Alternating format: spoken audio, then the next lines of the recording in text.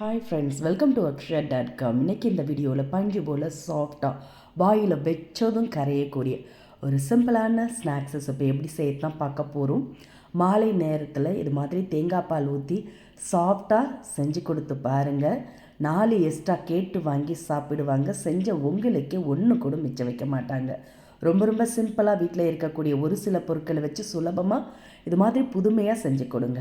அதுக்கு மிக்சர் ஜாரில் 1 கப் அளவுக்கு வறுத்த ரவை, 1 டேபிள் ஸ்பூன் அளவுக்கு சர்க்கரை சேர்த்துக்கங்க. சேர்த்து நல்லா எந்த அளவுக்கு அரைக்க முடியுமோ அந்த அளவுக்கு நைஸாக இது மாதிரி அரைச்சி எடுத்துகிட்டு வந்துடுங்க. அரைச்சி எடுத்துகிட்டு வந்த ரவை பொடியை ஒரு மிக்சிங் பவுலுக்கு மாற்றிக்கங்க. மாற்றிட்டு இதோட ரவை எந்த கப்பில் எடுத்தோமோ அதே கப்பில் 1/4 கப் அளவுக்கு காய்ச்சி ஆறின பாலை ஊற்றிக்கங்க. ஊற்றி கட்டிகள் இல்லாமல் கலந்துட்டு இது மாதிரி விஸ்காவில் கலந்திங்கன்னா கலக்கிறதுக்கு ஈஸியாக இருக்கும். ஏன்னா ரவையை பொடி பண்ணி சேர்த்துருக்கோம், அதனால் விஸ்காவில் கலந்திங்கன்னா ஈஸியாக இருக்கும். இப்போ நல்லா கலந்த பிறகு இதை ஒரு பிளேட் போட்டு மூடி வச்சுடுங்க. அப்படியே ஒரு 5 நிமிஷம் ஊறட்டும். இன்னொரு ஃப்ரை பேனில் 1 டீஸ்பூன் அளவுக்கு நெய் சேர்த்துக்கங்க. நெய்யில் 1 கப் அளவுக்கு துருவன ஃப்ரெஷ்ஷான தேங்காவை சேர்த்து அந்த நெய்யிலே வறுத்துக்கங்க. இது மாதிரி லைட்டாக வறுபட்டதும் இதில் 1/2 கப் அளவுக்கு நாட்டு சர்க்கரை சேர்த்துக்கங்க. 1 கப் தேங்காய் எடுத்தோம், அதே கப்பில் 1/2 கப் அளவுக்கு நாட்டு சர்க்கரை, 1/2 டீஸ்பூன் அளவுக்கு ஏலக்காய் பொடி சேர்த்து நல்லா கலந்துக்கங்க. நாட்டு சர்க்கரை நல்லா கொஞ்சம் இலகி இது மாதிரி ஒன்று சேர்ந்து வந்ததும் அடுப்பை ஆஃப் பண்ணி அப்படியே ஆற விட்டுடுங்க. ஆறின பிறகு சின்ன சின்ன உருண்டைகளாக உருட்டி எடுத்து வச்சுக்கோங்க. இப்போ ஊற வச்சு ரவையை திறந்து பார்த்துக்கலாம். ரவை ஊறி நல்லாவே சாஃப்டாக கொஞ்சம் திக்காக இருக்குது பாருங்கள். இப்போ இதில்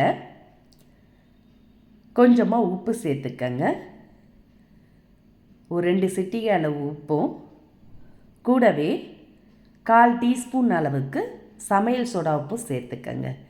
இன்ஸ்டண்ட்டாக உடனடியாக செய்யறதுனால இதில் சமையல் சோடா உப்பு சேர்த்துருக்கங்க. சேர்த்து மாவில் நல்லா கலந்து எடுத்துக்கங்க. கலந்து எடுத்த பிறகு இதை ஊற்றி ஃபில் பண்ணுறதுக்கு இது மாதிரி பணியாரக்கல் இருந்தால் எடுத்துக்கங்க. அதில் இது எல்லா குழிகளிலும் கொஞ்சமாக நெய் தடவிக்கங்க. பணியாரக்கல் இல்லாட்டி நீங்கள் இட்லி பிளேட்டில் கூட ஊற்றி ஆவியில் வேக விட்டு எடுத்துக்கலாம். இப்போ குழிகளில் நெய் தடவின பிறகு கலந்து வச்ச மாவுலேருந்து ஒரு பாதி அளவுக்கு ஃபஸ்ட்டு ஊற்றி ஃபில் பண்ணிக்கங்க. இது மாதிரி எல்லா குழிகளிலுமே பாதி அளவுக்கு ஊற்றி ஃபில் பண்ணிவிட்டு நம்ம ரெடி பண்ணி ஆற வச்ச தேங்காய் ஸ்டஃபிங்லேருந்து உருண்டையாக உருட்டி வச்சோம். அந்த சின்ன சின்ன உருண்டைகளை இது மாதிரி நடுவில் வச்சுடுங்க. ரொம்ப பெருசாக இல்லாமல் இது மாதிரி சின்ன உருண்டைகளை உருட்டி எடுத்துக்கங்க. 2 இடு சுட்டு எடுக்கிறதுக்கு ஈஸியாக இருக்கும். இப்போ வச்சுட்டு இது மேலே ஸ்டஃபிங் வெளியே தெரியாத அளவுக்கு மேலே அப்படியே கொஞ்சமாக மாவை ஊற்றி ஃபில் பண்ணிக்கங்க.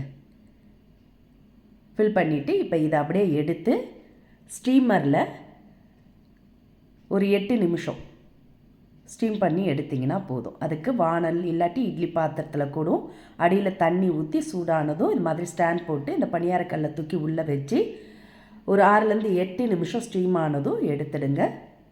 நல்ல பஞ்சு மாதிரி சாஃப்டாக வாயில் வச்சதுமே கரையும். இதை நீங்கள் இப்படியே சாப்பிட கொடுக்கலாம். சூப்பராக இருக்கும். எந்த அளவுக்கு பர்ஃபெக்டாக வந்திருக்கு பாருங்கள். வெந்ததும் இதை அப்படியே எடுத்துட்டு திரும்பவும் அதே பணியாரக்கல்லில் மீதி மாவையும் ஊற்றி எடுத்துக்கங்க. பாருங்கள் எந்த அளவுக்கு சாஃப்டாக வந்திருக்கு பாருங்கள். வாயில் வச்சதுமே கரையும். ரொம்ப ரொம்ப சிம்பிளாக வீட்டில் இருக்கக்கூடிய ஒரு சில பொருட்களை வச்சு சுலபமாக செஞ்சிடலாம். இதை அப்படியே சாப்பிட்றத விட இது மேலே கொஞ்சமாக தேங்காய் பால் ஊற்றி கொஞ்சம் நட்ஸை தூவி பரிமாற கொடுத்தீங்கன்னா இன்னும் கொண்டான்னு கேட்டு வாங்கி சாப்பிடுவாங்க. அந்த அளவுக்கு சூப்பராக அருமையாக இருக்கும். உள்ளே வச்ச தேங்காய் ஃபில்லிங்கோட தேங்காய் பாலில் முக்கி சாப்பிட்டிங்கன்னா தேவாமிர்தமே தோற்று போகும். அந்த அளவுக்கு சூப்பராக வாயில் வச்சதுமே கரைஞ்சிடும். நீங்களும் இதே மாதிரி இதே அளவுகளோட வீட்டில் ரவை இருந்ததுன்னா கண்டிப்பாக இந்த டிஃப்ரெண்ட்டான மாலை நேர சிற்றுண்டியை ஒரு தடவை செய்து கொடுத்து பாருங்கள். இனி அடிக்கடி வீட்டில் எல்லாருமே இதை தான் செய்ய சொல்லி கேட்பாங்க.